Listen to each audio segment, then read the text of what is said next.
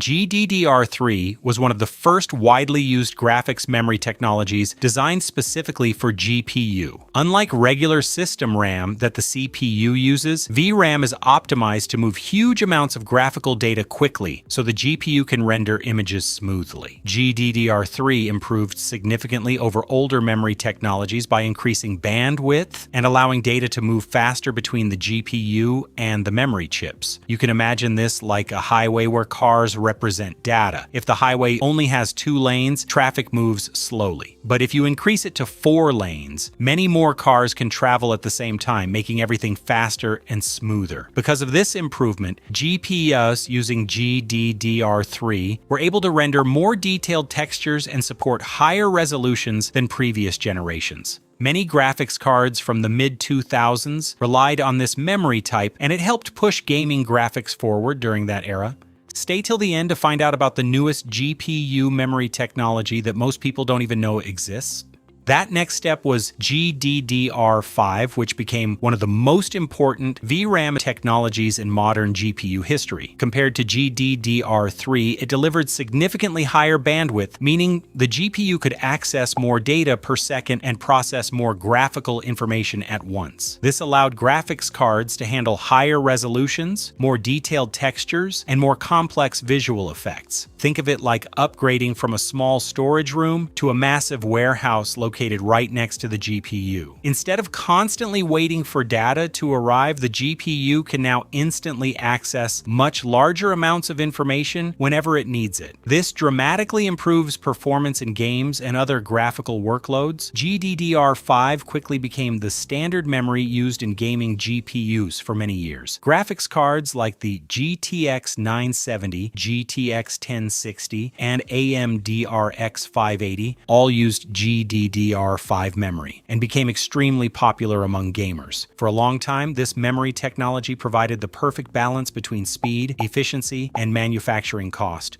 After GDDR5 dominated the market for years, engineers introduced GDDR5X as a faster upgrade designed to push memory bandwidth even further. Instead of completely redesigning the memory architecture, GDDR5X improved the way data was transferred, allowing more information to move with each clock cycle. This meant the GPU could achieve much higher speeds without needing a totally new memory system. Imagine delivery trucks carrying packages between a warehouse and a store. With GDDR5, each truck carries a certain number of packages, but with GDDR5X, the trucks are redesigned to carry more packages at once. They deliver more data each trip, which increases the total throughput. This technology was mainly used in high-end GPUs for a short period of time. One of the most famous examples was the NVIDIA GTX 1080, which used GDDR5X memory to achieve excellent gaming performance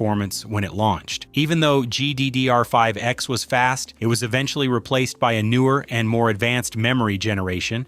GDDR6 improved speed, efficiency, and capacity compared to previous generations. One of the biggest improvements was increased bandwidth, allowing GPUs to move even larger amounts of graphical data every second. This is extremely important for modern games that use high-resolution textures, complex lighting systems, and massive open worlds. Another important improvement was better power efficiency. GPUs using GDDR6, memory can deliver more performance without dramatically increasing power consumption or heat output. Many modern graphics cards use GDDR6 memory today. For example, GPUs like the RTX 2060, RTX 3060, and AMD RX 6600 rely on this technology to deliver smooth performance in modern games. GDDR6 also supports larger memory capacities, which is why newer GPUs often include 8 GB, 12 GB, or even 16 GB VRAM. GDDR6X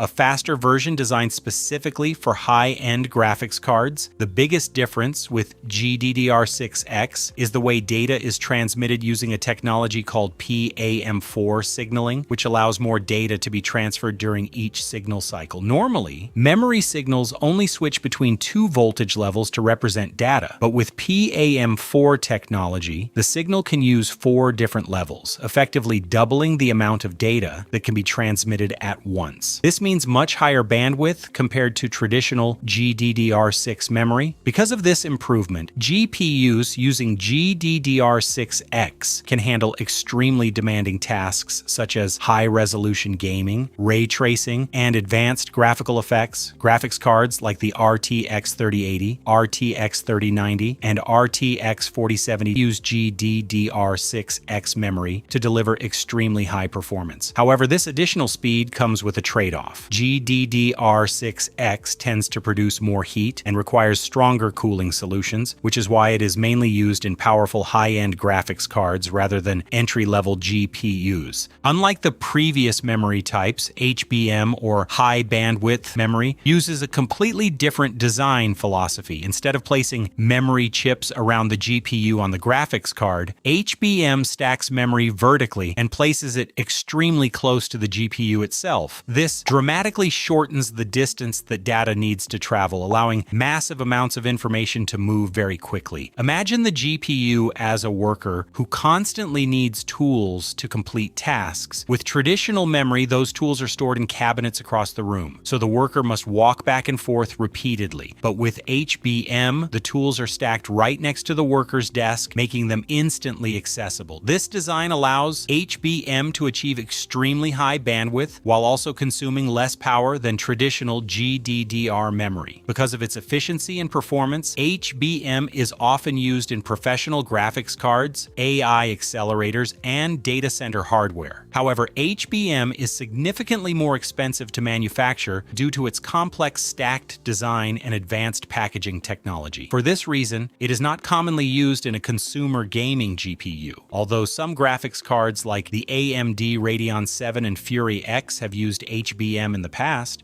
the next major step is GDDR7, the newest generation of VRAM technology currently being developed for future graphics cards. GDDR7 aims to dramatically increase memory speeds and bandwidth while also improving efficiency compared to previous generations. One of the key innovations in GDDR7 is the use of PAM3 signaling, which allows memory to transmit more data per clock cycle than older technologies. By increasing the amount of data transferred with each signal, the GPU will be able to access information much faster and handle more demanding graphical workloads. High-end GPUs using GDDR7 could reach memory bandwidths of over 1.5 terabytes per second, which is a massive jump compared to previous VRAM technologies. This additional bandwidth will be crucial for future gaming technologies, including advanced ray tracing, AI-assisted rendering, and extremely detailed game worlds. Thank you for watching this video. If you enjoyed it, make sure to leave a like and subscribe.